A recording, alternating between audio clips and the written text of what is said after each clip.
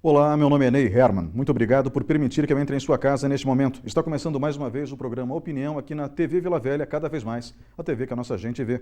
Hoje nós vamos conversar sobre a Segunda Guerra Mundial, particularmente a participação da Força Expedicionária Brasileira durante o conflito, que foi coberta por grandes jornalistas. E quem escreveu um livro sobre isso, e está comigo no estúdio neste momento, é o professor Elton Costa, do curso de jornalismo da Unicecal, coordenador do curso, autor do livro Crônicas de Sangue. Professor, obrigado pela sua presença hoje aqui. Eu que agradeço a oportunidade para falar de um tema tão importante. Vamos para um breve intervalo e voltamos em instantes. Programa Opinião. Apoio Supermercados Tozeto, bem mais que um supermercado. Box 101, o mundo virtual ao seu alcance. E Iniciativa Cartuchos. Tudo é informática, mas tudo mesmo. Simão Pneus, o melhor do ramo na cidade. Olá, estamos de volta com o programa Opinião. Este é o segundo bloco e o tema hoje, a cobertura jornalística da FEB na Segunda Guerra Mundial. Vamos agora conversar com o professor Elton Costa, autor do livro Crônicas de Sangue, que conta a trajetória dos jornalistas que cobriram a Força Expedicionária Brasileira durante o conflito. Professor, antes de mais nada, parabéns pela iniciativa. Eu costumo dizer que os soldados brasileiros que lutaram na Segunda Guerra Mundial são heróis pouco valorizados, pouquíssimo valorizados. E quando alguém, principalmente tão jovem quanto o senhor, resgata essa história, é bom de ver que eles não caíram no esquecimento. Então, vamos começar pelo trabalho que os jornalistas fizeram. Para início de conversa, foi fácil fazer a cobertura da guerra? Ou seja, foi fácil convencer o governo brasileiro de que os jornalistas deveriam ir para o conflito, cobrir aquilo que estava acontecendo? Pois é, Ney, no começo não foi fácil. Nós vivíamos desde 1937 o Estado Novo, que era uma ditadura, comandada pelo presidente Getúlio Vargas. E a imprensa era muito perseguida nesse regime. O governo usava de artifícios, às vezes disfarçados, mas que acabavam por prejudicar o trabalho da imprensa. Como, por exemplo, todo aquele jornal que falasse mal do governo, o governo costumava até mesmo cortar a cota de papel. Então, você veja que havia uma perseguição para os jornais que não fossem simpáticos ao governo. Mesmo assim, a gente tinha, alguns anos depois, já em 1944, 7 anos depois do começo desse regime, a imprensa brasileira tinha encontrado meios de, às vezes, criticar o governo de maneira disfarçada ali no meio, nesse entorno. Bom, os jornalistas brasileiros que vão para a Segunda Guerra Mundial, quando a tropa vai, ela vai em 5 escalões, eles não vão com o primeiro escalão. No primeiro escalão, o governo prefere mandar fotógrafos, cinegrafistas, para que registrem as imagens de maneira oficial. Os jornais comerciais, esses vão só no segundo escalão, depois de muita pressão dos donos de jornal em cima do governo. A gente tinha, na época, os jornais, principais donos de jornais do país eram a Chateaubriand e o Roberto Marinho. Então, esses dois, junto com outros jornais, pressionaram o governo para que, caso o governo não deixasse que eles enviassem os correspondentes, haveria uma greve de jornais no país. E aí o governo falou, não, a gente vai pensar no caso, e jogou para a Embaixada Americana, jogou para... Enfim, foi jogando de um setor para o outro, para tentar demorar o máximo possível para enviar esses jornalistas. Só que os donos de jornais ficaram sabendo que haveria um segundo escalão da FEB partindo. Eles chegaram, marcaram, na próxima reunião, marcaram, falaram assim, olha, a gente ficou sabendo que tem um segundo escalão para partir e nós queremos que os jornalistas embarquem junto deles. E foi assim que os jornalistas brasileiros foram parar no fronte da Itália. 16 dias de viagem de navio, divididos em compartimentos, alguns em melhores condições. Joel Silveira, Egídio Schiff, ficaram em melhores condições, em cabines com oficiais, dividiam com 15 pessoas o espaço. Revezando a limpeza, enfim, não tinha alguém para limpar as cabines, eram eles que limpavam. E o Rubem Braga, que era um crítico feroz do governo, mas que mesmo assim o governo teve que aceitar que ele fosse, foi colocado junto com os soldados, lá embaixo, com mais ou menos aí 1.000 e poucas pessoas dividindo o espaço, você imagina, Então o Rubem Braga ele ficou um pouco magoado assim, por conta de ter ido junto com os soldados e não ter ido numa condição melhor. Mas para ele, que acostumado a fazer crônicas do cotidiano brasileiro, foi até, de certa forma, muito positiva, porque ele tirou algo positivo disso, Ele entrevistou o soldado, o pracinha que estava indo para a guerra, que tinha saído aqui do Paraná, do interior do Mato Grosso do Sul, do interior do Brasil, do interior de todos os nossos estados, e conseguiu trabalhar com essa questão humana do soldado. Eu gostaria de saber De quem eram os veículos de comunicação a que estavam vinculados esses jornalistas? O senhor falou Assis Chateaubriand e Roberto Marinho. Então, para ter destacado esses dois nomes, eu acredito que esses 3 jornalistas mencionados estavam ou nos diários associados ou no jornal Globo. É isso? Exato, perfeito. Assis Chateaubriand do Diários Associados e Roberto Marinho do Globo. O Globo, naquela época, hoje a gente tem a emissora com o mesmo nome do jornal, mas na época ele já estava começando um conglomerado de comunicação. Né? Então ele já tinha jornais, ele já tinha rádios, então ele já era, no Rio de Janeiro era a capital do Brasil na época, então ele já era alguém bastante poderoso no meio, a ponto de chegar nos assessores do governo Vargas e falar, olha, ou vocês deixam nossos jornalistas partirem com a tropa ou nós vamos entrar em greve. Esses jornalistas, então, trabalhavam em que veículos, respectivamente? E aí, dos Diários Associados, a gente tinha o Joel Silveira, recém-contratado, porque o Joel tinha feito, ele trabalhava em São Paulo, e então ele fez uma matéria, um texto crônica, criticando a elite paulista. Isso desagradou a elite paulista de um jeito que pediram a cabeça dele, que ele fosse demitido. Para não demitir, levaram ele para a sucursal, e esse Chateaubriand, no fundo, ele gostou do texto do Rubem Braga, do Joel Silveira, desculpa, do Joel Silveira. Por quê? Porque criticava as elites paulistas. O Chateaubriand era nordestino. O pessoal de São Paulo tinha um preconceito, as elites paulistas tinham um preconceito contra ele, então ele acabou meio que, foi muito bom o que você fez, vem para cá que eu vou te levar para a capital. E aí levou ele para a capital federal, que era Rio de Janeiro. Uhum. Então, você tinha, assim, esses 3 são os mais famosos, mas você tinha também ainda o Raul Brandão, né, ele já tinha feito a cobertura da Primeira Guerra Mundial e quis ir para a Segunda Guerra Mundial. Né? Ele era editor-chefe, ele não precisava, mas ele chegou e falou assim, olha, eu quero cobrir a Segunda Guerra Mundial. Né? Então ele ele já tinha quase 60 anos, ele vai cobrir a Segunda Guerra Mundial, porque ele tinha feito a cobertura da Primeira.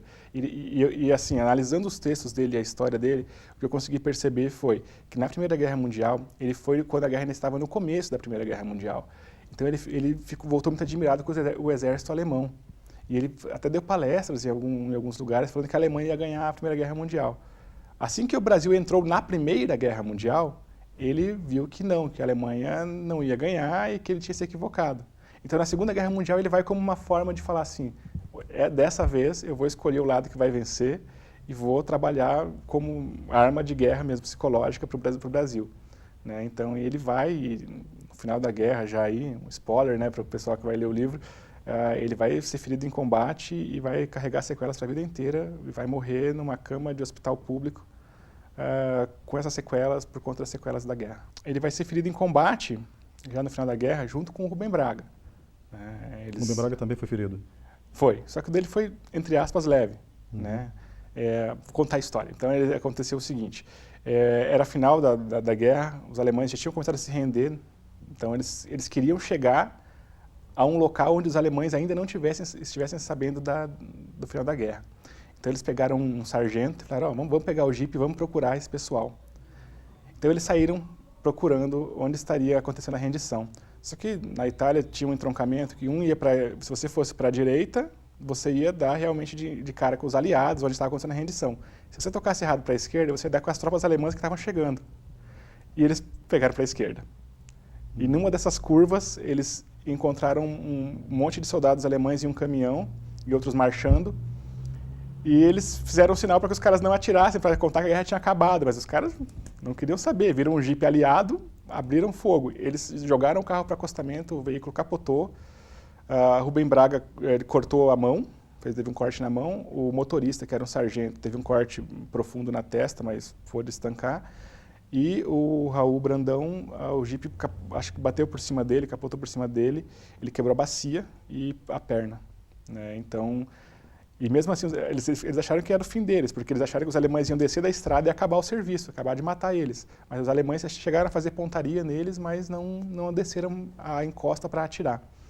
Então, quando os alemães passaram, quando a coluna passou, Rubem Braga se levantou e saiu recolhendo os amigos. Como o dele foi um corte mais superficial da mão, e alguns moradores próximos da vizinhança também foram ajudar. Então os moradores cobriram o jipe com galhos para os alemães não verem e recolheram os 3 para uma casa.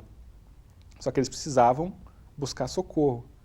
Nisso apareceu um partigiani, um homem da resistência italiana, que falou que ia buscar ajuda para eles. E esse cara vai buscar ajuda para eles, só que demora para voltar. eles começam a desconfiar que o cara não vai voltar mais. Nisso, o Raul Brandão está desmaiando de dor, não aguenta mais. Imagina, bacia quebrada, né, já quase um idoso. E então, quando eles já estão perdendo a esperança, eis que volta o Partijani. Só que ele vem num carro roubado dos alemães. Eles pensam que são os alemães. Eles tentam correr, mas daí eles veem que é o Partijani chegando, embarcam o ferido no carro, no veículo, vão atrás de socorro, são enviados para a retaguarda, né? O Rubem Braga entende a situação, ele fala, bom, se eu ficar aqui na retaguarda, eu vou perder a rendição, vou perder o meu furo de reportagem. Eu aguento andar. Ele entrega o amigo dele e fala, cuide do meu amigo, que está bem machucado, que eu estou indo. E vai mesmo. Vai de carona em carona até chegar na rendição. O Rubem Braga chega em tempo de sair na foto em que o general comandante alemão está se entregando para os brasileiros. Ele chega e entra no meio para sair em tempo ali. Já o Raul Brandão é enviado para um hospital, que, como vem que o caso é muito sério, vai precisar de cirurgia, daí manda do hospital de retaguarda, manda direto para Livorno, para um navio hospital, dali ele faz um tratamento, é evacuado para o Brasil, e ele vai a vida inteira mancar da perna e sentir muita dor, tomando muito remédio para dor. Vai terminar a vida dele, coisa de 10 anos depois da guerra, num hospital público, numa maca, junto com a esposa, cuidando dele, de dor. Vai morrer por conta dessa sequela da guerra. No fundo, a cobertura das guerras ela é necessária, a cobertura jornalística, mas é um risco. É um risco. Não há como fugir desse risco. Tem uma coisa, né? A gente, enquanto jornalista, a gente vai desarmado. A gente não pode usar arma. Sim. Nossa arma só é escrita, nossa palavra, nossa voz, mas a gente não pode usar arma, nem faca. Na época da Segunda Guerra Mundial, se você fosse jornalista e fosse pego com uma faca, você podia ser fuzilado sem julgamento, acusado de espionagem. Então você não podia nem usar faca, nada. Era só você com a tua cara e a coragem, literalmente. Mas eles tinham alguma faixa identificando que eram correspondentes? Existia sim uma identificação. Eles tinham divisas nos ombros, né, escrito em inglês, né, correspondente de guerra, e você também tinha uma letra C num bracelete, né, verde com letra branca, mas às vezes os alemães não respeitavam muito não, né, e até porque o comando brasileiro ele tinha um certo receio de enviar sempre esse jornalista para frente e deixar ele junto com a tropa. Então, quando a situação estava mais ou menos controlada, esses jornalistas seguiam. Exceto no caso do Rubem Braga, que a gente acabou de narrar, né? Que ele pegou e foi por conta. Mas, geralmente, você tinha autorização para chegar até determinado limite, até para não atrapalhar as operações. Por exemplo, você está indo para a artilharia, visitar uma posição de artilharia. Se você chegar com o carro e o alemão vê você chegando com um carro perto da artilharia, ele vai atirar. Né? Você vai chamar fogo para cima de uma posição que estava calma. Então, tem que ter todo esse cuidado. E eles tinham esse cuidado, né, de só realmente se aproximar quando a situação já estivesse pelo menos parcialmente controlada. Mas isso não impedia de levar tiro. Né? Isso não impedia. Como que eles mandavam o material para o Brasil? Para mandar esse material, eles escreviam os textos em 3 vias, né, 2 vias para censura, uma para eles. Essa via da censura, ela era primeiro examinada na frente de batalha, tinha sensores, a FEB tinha sensores, e quando a informação envolvesse o exército americano também recebia uma cópia. Né? Então, passava por censura lá. Em tese, passou pela censura de campo, poderia ser liberado. Na prática, o governo brasileiro pedia uma cópia também, para poder liberar aqui no Brasil. Então, no caso dos jornalistas brasileiros, a gente tinha 2 censuras, uma no campo de batalha e outra no Brasil. Por quê? Porque o Vargas tinha medo de que nas entrelinhas ele fosse criticado ou que mesmo diretamente, como aconteceu em 1945, quando o governo Vargas começa a dar sinais de que vai se desestruturar, os jornalistas brasileiros percebem isso e começam a escrever textos críticos ao governo, porque eles falam, bom, a guerra vai acabar, Vargas vai cair e eu vou falar aqui o que eu era proibido de falar antes. Uhum. E esses textos são publicados? Eram publicados já porque eles faziam de forma muito disfarçada. Por exemplo, quando chegou, eles estavam no inverno, veio a primavera. Quando veio a primavera, Rubem Braga, Joel Silveira e próprio Gide Schiff escreveram textos sobre a primavera, falando que eles esperavam que em breve a primavera também chegasse no Brasil. Era uma crítica velada ao governo Vargas, né? Então, eles esperavam assim, olha, a primavera na Europa já chegou, a libertação está chegando, é o fim da tirania. Esperamos que no Brasil, em breve, a primavera chegue também. Né? Era uma forma bem... O governo sabia que era para ele o recado. Até mesmo porque Vargas era um fascista, não adianta dizer que não. Né? Tinha aspirações. Eu acho que fascista é um termo meio forte, mas era um ditador. Né? Era um ditador e tinha simpatia, isso sim, ele tinha simpatia pelos fascistas. Apoio popular. Né? Tinha simpatia por Mussolini, tinha simpatia por Hitler, né? Então dizer que não era mentira. Mas como a gente vai para a Europa combater justamente esses regimes, os regimes autoritários, ele fica sem muita argumentação para permanecer no poder, né? E acaba sendo substituído. Acaba sendo substituído. E depois, quando os brasileiros, quando a guerra termina, né, o medo dele era de que esses 25 mil soldados que tinham sido enviados voltassem como uma tropa unida que se juntasse para derrubar o governo. Né? Então, ele tratou de que assim que a guerra acabou, assim que a guerra tivesse terminado na Europa, enviasse documentos onde todos aqueles que não eram soldados de carreira estivessem automaticamente dispensados do serviço militar. Ou seja, os caras receberam baixa na própria Itália. Acabou a guerra, eles receberam baixa lá. Então, o cara que saiu daqui do Paraná para lutar na Segunda Guerra Mundial, ele era agricultor aqui e foi chamado para ir para a guerra. Lá na Itália, quando a guerra terminou, ele voltou a ser agricultor e quando chegasse no Brasil era para devolver fardamento, armamento, devolver tudo. Né? Então, era o medo dele. E com os oficiais que eram de carreira do Exército, ele colocou um em cada estado para separar. Mandou um lá para a região norte, um para a região sudeste, um para a região centro-oeste, para tentar separar para eles não conversarem. Mas não adiantou, porque daí o governo estava muito desgastado. Por mais que ele tentasse fazer essa manobra, o pessoal já não queria mais ele. Né? Fizeram politicamente meios para que ele fosse substituído. Porém, é lógico que alguém próximo a ele, que foi o próximo presidente do Brasil, foi eleito, que era o general Dutra, que também tinha sido ministro de guerra do Vargas, por exemplo. Eurico Gaspar Dutra. Exato. Vargas era amado também, né? Ele acabou voltando ao poder depois. Acabou voltando ao poder depois, né? E depois a pressão externa, eu diria uma pressão midiática também, vão concorrer para que ocorra o suicídio dele em 1954, 9 anos depois do fim da guerra. Exatamente. Professor, eu gostaria de tentar verificar só o seguinte. Esses textos, eles eram enviados de avião para o Brasil, é isso? Alguns tinham mais facilidade no envio. Por exemplo, na verdade, 2 e os assessores de imprensa do governo. Tá? Para o pessoal que fazia foto, para a Agência Nacional na época, né? E fazia vídeos, para o Joel Silveira e para o Egídio Schiff, eles podiam mandar por avião ou mesmo ter telégrafo ilimitado. Já o Rubem Braga, não. O Rubem Braga, como nós comentamos no início, ele era alguém crítico ao governo. Então, ele tinha uma cota de envio semanal. E essa cota semanal, ele tinha que aproveitar da melhor maneira possível. Ele não interessava o tamanho, desde que fosse só 1 ou 2 vezes por semana. Então, nos textos dele, a gente nota, lendo a obra dele, né, que os textos dele, ele tenta não fazer o factual. Ele tenta contar uma história, ele tenta trazer o leitor para próximo do campo de batalha, mas sem se prender ao factual, que nós chamamos no jornalismo, né? São as chamadas matérias frias. Né? Já os outros não. Os outros, por exemplo, quando caiu Monte Castelo, em 21 de fevereiro de 1945, o Joel Silveira escreveu um texto no próprio dia 21, no dia 23 estava publicado no Brasil. Já o Rubem Braga teve que esperar para publicar esse texto, lógico, ele teve que daí fazer o texto de outra forma. Né? Até porque o Rubem Braga, em 21 de fevereiro de 45, ele não estava no fronte, porque tinham dado a informação para ele de que estava chegando tropa nova em Livorno, no litoral, e ele foi receber essa tropa. Né?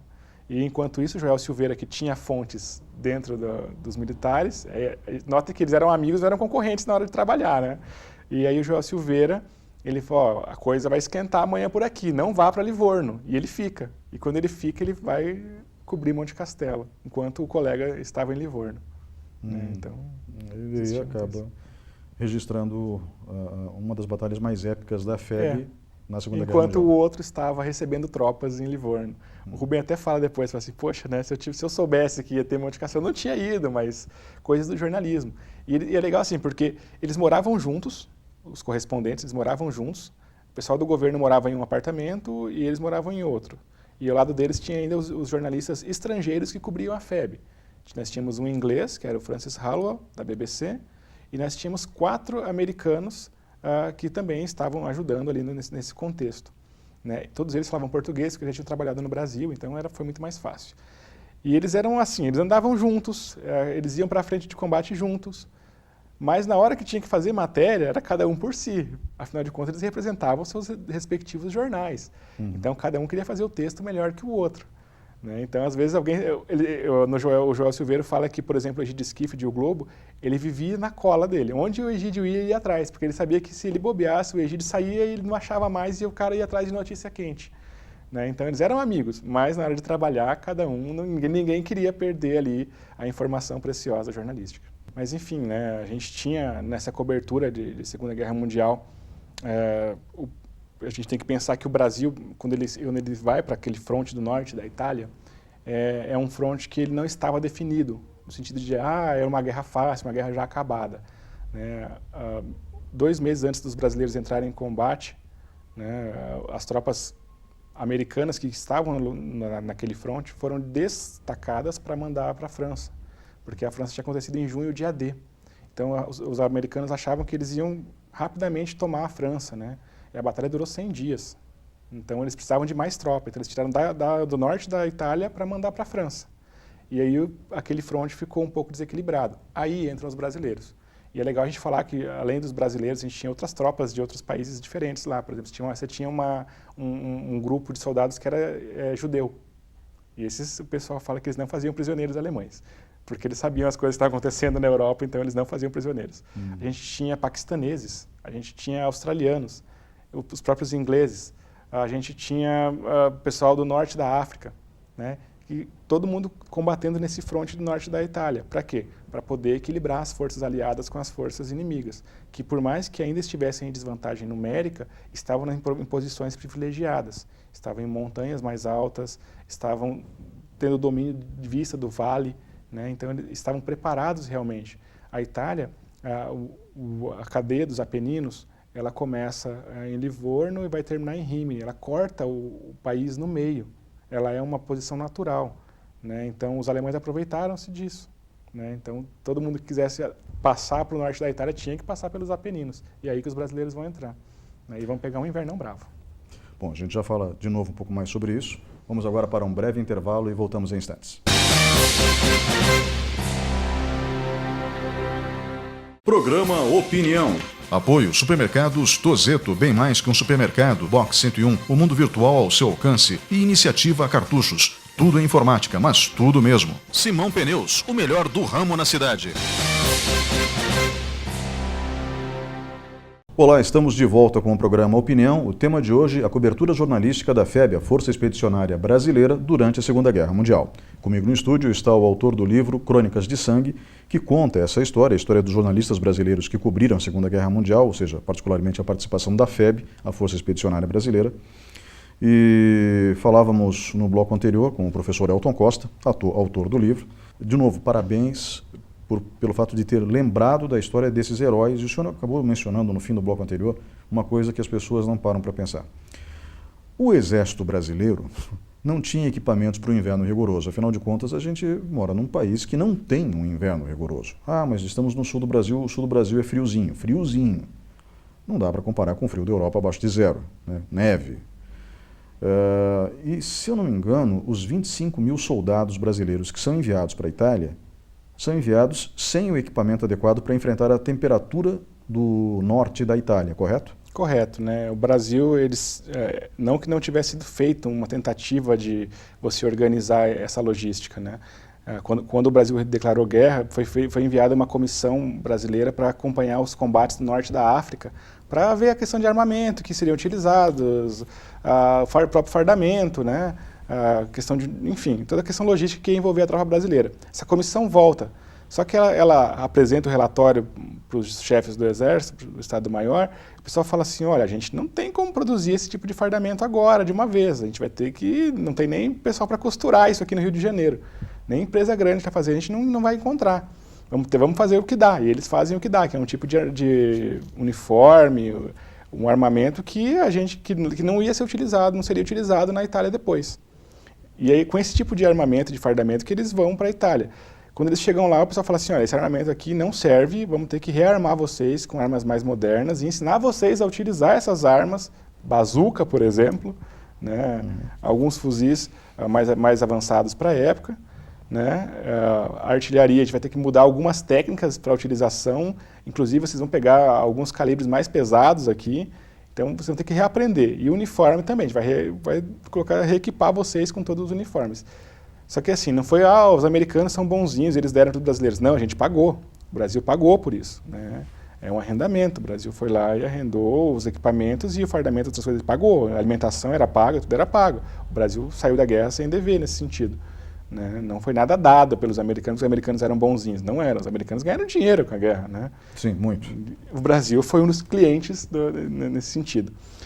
Bom, e aí vem o inverno. Chega o inverno, o uniforme brasileiro que eles utilizavam sem chance de utilização mesmo, né? Não tinha como. E aí você reequipa essa tropa com um uniforme diferente, né? Você vai colocar sobretudo, você vai colocar blusa de lã, enfim, material impermeável, né? A neve molha a gente, né? E aí o que acontece? Os brasileiros, eles vão, lógico, ter que se adaptar também. Até que para o paranaense, para o sulista aqui, o friozinho que você falou, ele ainda consegue suportar um pouquinho mais. Agora você pega alguém do Nordeste, né, que dificilmente as temperaturas descem do que 15, entre 20 e 15 graus. E você manda para um clima que chegava a menos 10, nos pontos mais altos, nas montanhas mais altas, a menos 20. Né? E como você faz com esse cara para ele se adaptar? Né? Então a gente teve algumas baixas, né? Ainda não há estudos assim que mostrem a quantidade de baixas por resfriado, né? Mas a gente sabe que a gente teve bastante baixas por conta do clima também, né? Imagina que você fala assim, pô, mas o cara vai ficar tossindo e vai para a retaguarda, sim. Uma noite, você tossir num vale à noite, você faz um grande barulho. O inimigo te encontra, né? Ele te bombardeia, ele te joga morteiro, então você tinha que recuar esse cara. Tinha que substituir por outro, né?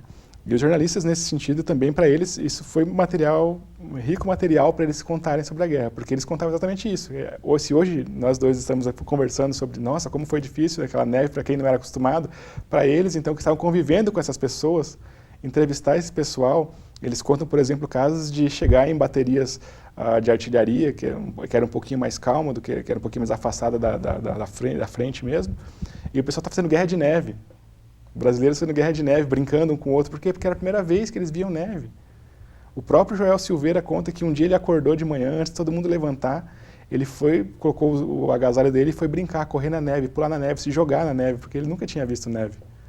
Então, assim, era algo diferente, né? E lógico que isso rendia material diferente também para publicação aqui no Brasil. É lógico que é difícil, né? A gente sabe, você descrever a neve para o brasileiro, seja ele de onde ele for, até porque a neve chegava a 1,5 metro às vezes lá. Então você contar isso, a neve chegou a 1,5 metro. A gente hoje conhece, tem internet, né? Mas pense na época você descrever isso para alguém do interior do Brasil, falar, seu filho está com neve a 1,5 metro, a menos 10, combatendo numa guerra, né? Então acho que isso era... Não havia referência para compreender isso. Não tem como, né? Não tem como.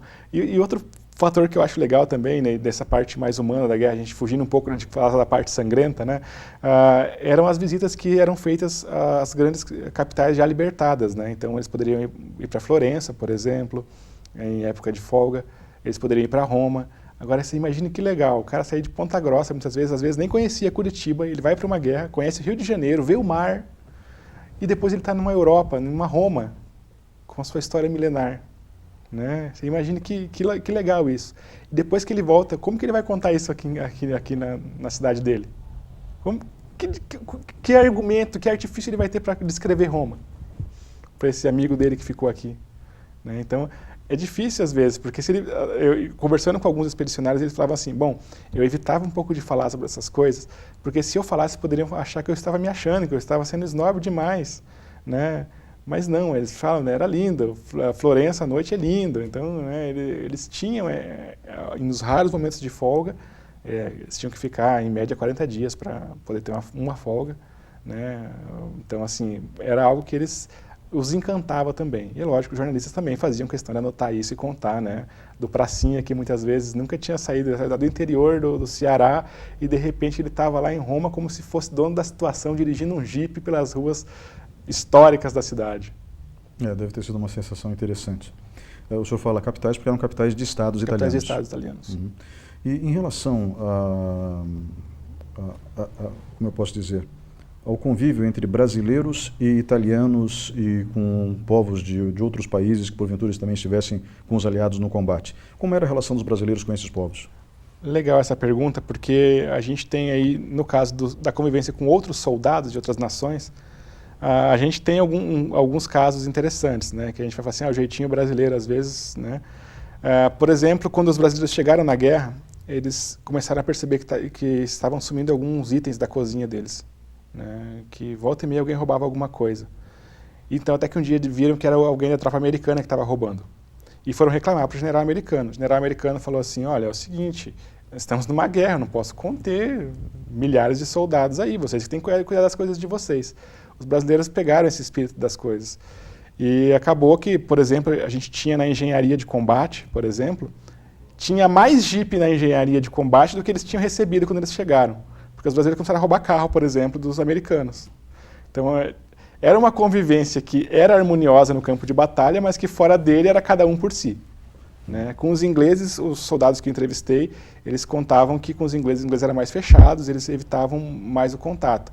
Mas que não era difícil você encontrar, por exemplo, ingleses saindo para beber com os brasileiros em alguma folga. Né? Com os americanos também, mas mais com os ingleses. Né? É lógico, em Roma todas as tropas se encontravam. E aí você, pesquisando na internet, quem quiser pesquisar depois, você vai encontrar fotos, por exemplo, de brasileiros tirando fotos com soldados marroquinos. Os marroquinos têm como tradição o uso de um cap vermelho na cabeça. E está na foto eles com aquele tradicional uniforme marroquino e os brasileiros tirando foto junto. Então, assim, era uma convivência harmoniosa dentro e fora do campo de batalha também. Já com a população civil, até hoje os brasileiros são lembrados na Itália, nós somos uma das nações que mais tem monumentos em homenagem ao nosso soldado lá fora, por conta da amizade brasileira, não é mesmo? Né? A gente tinha muitos descendentes de italianos combatendo na FEB, o pessoal falava fluentemente italiano. E quando a gente não falava italiano, a gente dava o que nós chamamos hoje de nosso jeitinho de dar uma enganada ali, né?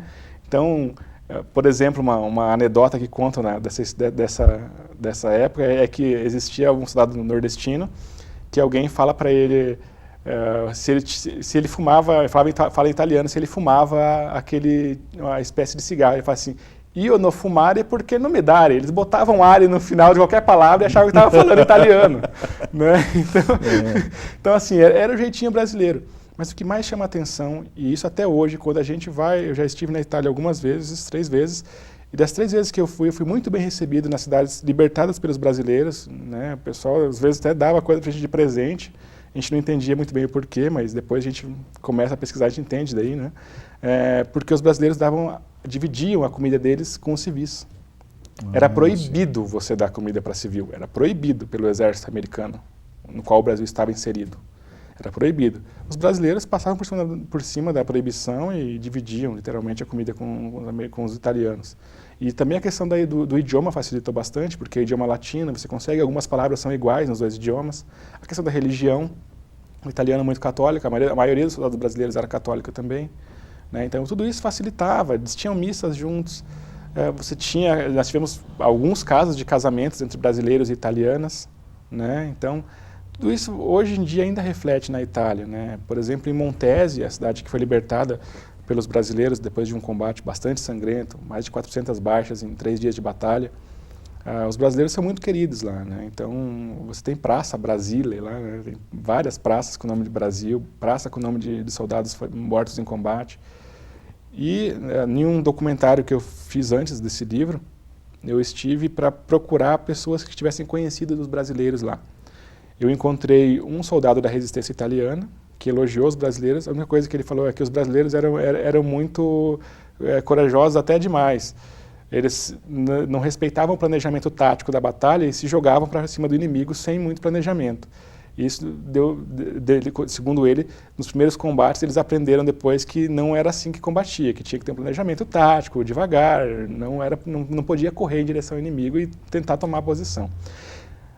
E eu encontrei 4, hoje idosos italianos, mas que na época eram crianças. Teve um deles que fala que ele nunca esqueceu o cheiro de café, que até hoje, quando ele sente o cheiro de café, ele lembra dos brasileiros, porque a família dele estava numa parte da cidade ocupada pelos alemães. E estava caindo muita bomba. Ele fala que a mãe dele conta que era como se fosse de dia, porque tantas explosões, a noite ficava clara de tantas explosões que aconteciam. E eles sabiam que eles tinham que sair de lá, porque eles podiam ser uma vítima daquele bombardeio. Então, eles, arriscando a vida, eles cruzam a chamada Terra de Ninguém, que é o espaço entre o lado brasileiro e o exército alemão, e vão para o lado brasileiro. E eles arriscam a vida porque se os alemães pegassem eles tentando atravessar, eles seriam fuzilados. Não podia atravessar para o outro lado. E eles atravessam com a roupa do corpo. E ele conta que estava muito frio, e ele tinha uma camiseta e um short. E a primeira coisa que, quando ele atravessou a linha brasileira, a primeira coisa que fizeram foi pegar ele no colo, colocar um sobretudo nele, colocar uma bota. Ele fala que foi a primeira vez que ele usou sapato. E aí deram café para ele. Ele fala que é por isso que ele não esquece o cheiro de café, porque até hoje ele fala que ele sente o cheiro de café, ele lembra do Brasil. Né? Então olha que história, né? E hoje ele mora em Montese, e é um músico lá em Montese, e assim, ele tem um amor muito grande pelo soldado brasileiro que ajudou ele nessa situação tão difícil. O senhor quase chorou agora, então eu acredito que deve ter sido uma captura de depoimento emocionante.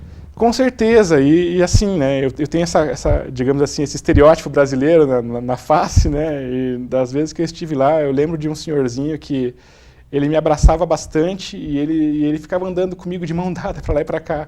Ele falava assim, mas você parece muito um amigo meu chamado João. Ele era uma criança, ele andava com esse João para lá e para cá.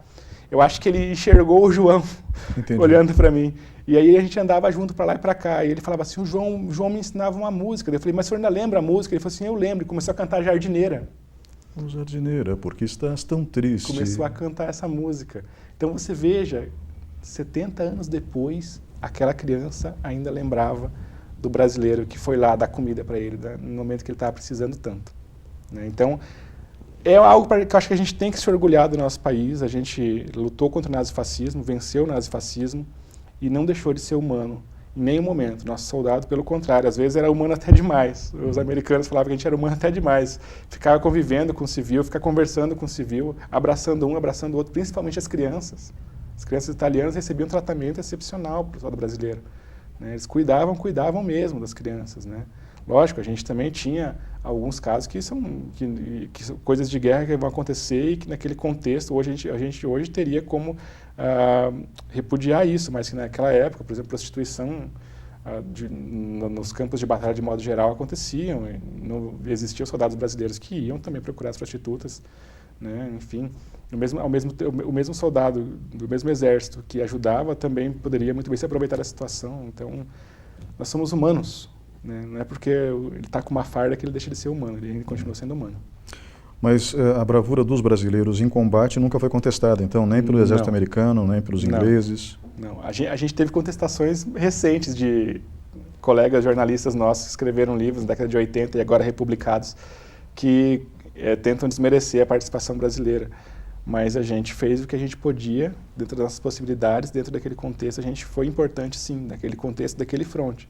Né? Tanto que se a gente não tivesse sido tão importante, e aí eu falo que a gente fez a diferença nesse dia, no final da guerra, os alemães estão tentando recuar desesperadamente para a Áustria e para atravessar para a Alemanha, para fugir de um cerco, assim, um cerco que ia acontecer a qualquer momento. E o exército americano está preocupado. Um dos exércitos, a divisão número 148 alemã, sumiu. Ninguém consegue contato com ela. Onde estarão esses alemães? Eles procuram os brasileiros desesperadamente, falam assim, encontrem esses caras, porque nós estamos indo pela direita. Se esses alemães também estiverem pela direita, eles vão cercar o nosso exército, que está em perseguição a uma outra tropa alemã. E aí os brasileiros mandam um esquadrão de reconhecimento, que era um esquadrão motorizado. Em um dos pontos, exatamente em um dos pontos, na cidade de Fornovo, os brasileiros encontram o acampamento dessa divisão. Acontece uma batalha, troca de tiros, os alemães tentando fugir, largam para trás o que podem, os brasileiros pedem reforço, enfim, começa o cerco brasileiro aí. Localizaram a tal da divisão que estava sumida. Agora era questão de honra cercar esse pessoal. Falavam em 8.000 alemães, 10.000 alemães, mas ninguém tinha certeza de quantos eram. Para isso, o Brasil mobiliza todo o contingente que ele tinha mais próximo daquele fronte, que tinha o pessoal na retaguarda e tinha o pessoal que estava na frente. Naquela frente, eles liberam todos os carros de combate, enchem de soldado em cima com munição e armas, vamos cercar os alemães. E saem desesperadamente para cercar. São entre 6 e 7 mil brasileiros. e começam, com a ajuda da artilharia e alguns tanques americanos que aparecem, a bombardear esses alemães e falar que eles têm que se render incondicionalmente porque eles estão cercados. Aí entra o jeito brasileiro, né? Porque a gente não sabia quantos soldados eram lá, mas a gente era em 6, 7 mil. Mas vamos bombardear e vamos mandar ultimato para os caras, para que eles se rendam. E eles fazem isso durante uma noite. Os alemães continuam irredutíveis. Em alguns pontos do combate, os alemães tentam furar as posições brasileiras e são rechaçados, mandados para trás. Bom, nesse contexto, no dia seguinte, eles dão até para os alemães mais um dia. Falam, se vocês não se renderem até a noite, nós vamos bombardear vocês de um jeito que vocês nunca viram. E depois a gente vai mandar a infantaria para cima de vocês. E os alemães não se rendem, eles bombardeiam. Na manhã seguinte aparecem emissários alemães querendo se render. Combina-se a rendição, né? E aí a gente dá conta de como foi o negócio. Não eram 8, 9 mil soldados alemães, eram 15, quase 15 mil. Então, os brasileiros ficam assustados, porque se os alemães tivessem vindo com esses 15 mil para cima da gente, o que poderia acontecer? Né? Mas a gente estava preparado para, lógico, segurar e pedir reforço se precisasse. Então, os brasileiros cercam uma divisão inteira alemã, algo raro na Itália, né? naquele contexto, né? E aí os alemães começam a se entregar e, pra você ter uma ideia, demora 2 dias para os alemães se renderem. Só chegando gente. Os alemães descobriram que estava em maior número depois? Depois descobriram, mas eles viram que mesmo em menor número, os brasileiros poderiam, com a ajuda da artilharia, massacrar eles. Né? Então foi melhor ter se entregue. Foi melhor. E a guerra estava para acabar também já, né? A gente está falando em 29 e 30 de abril. O Hitler vai se matar no dia 30 de abril, né? Então a guerra ia acabar. Então o general deles era um general antigo, que combateu na Primeira Guerra Mundial. Era um cara assim muito famoso no meio militar. Ele não queria se render. Mas ele viu que se ele não se rendesse, ele ia morrer muita gente dos dois lados e ia ser uma matança inútil. E ele se rende para os brasileiros. Né? E aí os brasileiros, e aí junto dele tem um general italiano que combatia aliado dos alemães, que se rende também. Então os brasileiros cercam e fazem esse...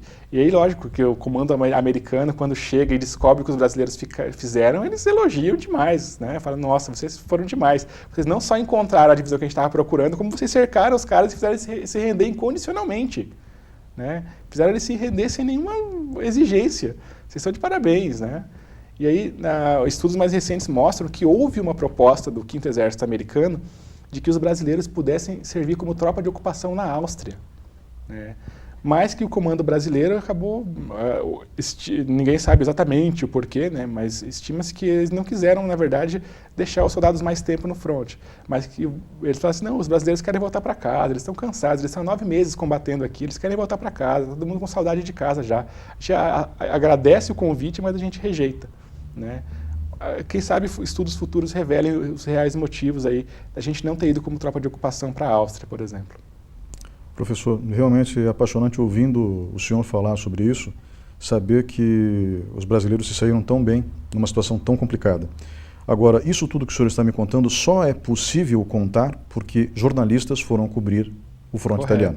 Os jornalistas estavam lá na rendição, inclusive. Temos fotos de jornalistas na rendição.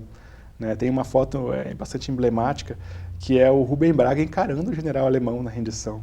O general olha para ele, ele fecha a cara e olha para ele também. E o Tassilo Mittig, que era um dos fotógrafos, tira uma foto daquele momento, né? Eternizando o momento do jornalista ali, cobrindo. Eu acho assim que é uma foto que representa muito a nossa profissão, porque ele está com um bloco de anotações na mão e olhando o general. Né? Então, assim, é fantástico você saber que a nossa profissão tem esse papel, né? Esse papel social mesmo, de registrar o momento da história, né? Lógico que, resguardado as devidas proporções, a gente faz um recorte do momento. Né? Pode ser que depois as coisas mudem, mas a gente faz esse recorte do momento e faz de maneira muito precisa. Né? E, assim, a maneira muito precisa que nós queremos fazer. Né? Nem sempre a gente consegue, às vezes, captar toda a história, porque é o que eu sempre digo, não existe uma verdade, existe verdades, né? No plural.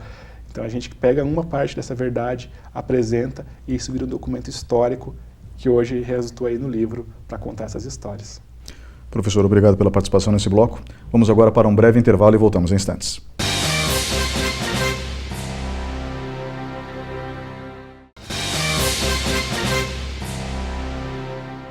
Olá, estamos de volta com o quarto e último bloco do programa Opinião. O tema de hoje é a cobertura jornalística da participação da FEB na Segunda Guerra Mundial, a Força Expedicionária Brasileira.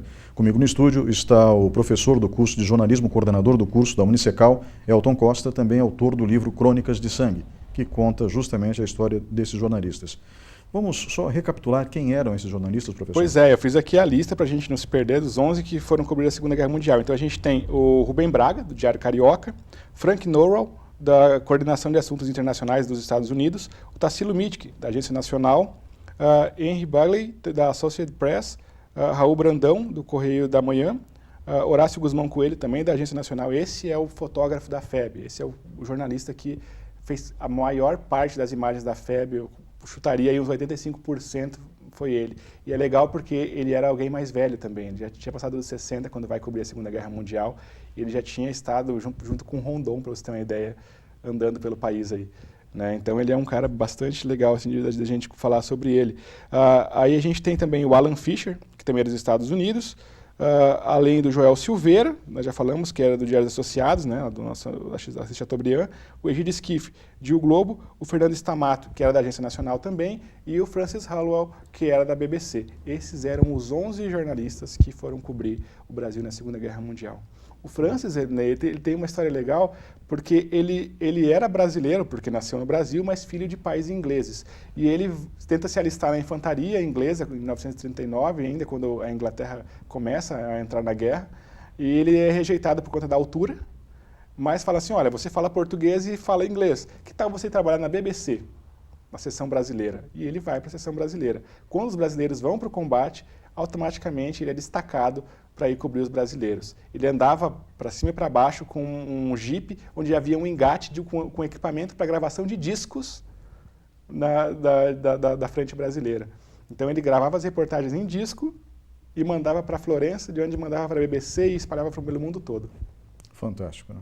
Fantástico. E a gente, às vezes, não valoriza o que tem hoje na mão, na palma da mão, que é o celular. Né? Pois é. Que ferramenta fabulosa. Mas, professor, novamente, parabéns. Qual é a editora do livro? Onde ele pode ser adquirido? Ok, a editora do livro é a editora Mo3, né? E você pode adquirir ele pelo Clube de Editores, né? Que é uma iniciativa plural onde os autores publicam os seus livros e o valor sai bem mais acessível para quem está querendo comprar esse livro, dentro de uma política editorial. Então, quem quiser comprar pode digitar lá na internet, lá no Google, Clube de Editores, digita Crônicas de Sangue ou Elton Costa lá que vai encontrar. Os preços do livro, a versão e-book sai por R$ 22,00 para você ler no tablet, no celular, né, que hoje em dia é algo bem comum, e para a versão impressa, com frete, está dando em média de R$ 55,00, chega na sua casa. Novamente, professor, em nome de uma geração que não lutou na Itália, né, mas conviveu ainda com esses heróis, eu agradeço pela lembrança e manutenção, como eu posso dizer, da memória destes homens para essa geração mais nova. Então, eu acredito piamente que se não fosse o trabalho de pessoas como o senhor, estes homens não seriam valorizados como eles merecem ser valorizados pela participação deles durante o conflito. Então, parabéns, de novo.